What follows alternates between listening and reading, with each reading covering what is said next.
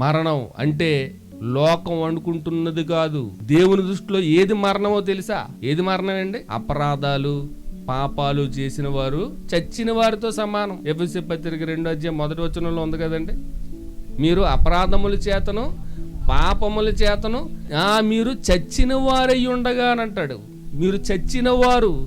పాపం చేసిన వాడు దేవుని దృష్టిలో ఎలాంటి వాడట? పాపం చేసిన వాడు దేవుని దృష్టిలో చచ్చినవాడు.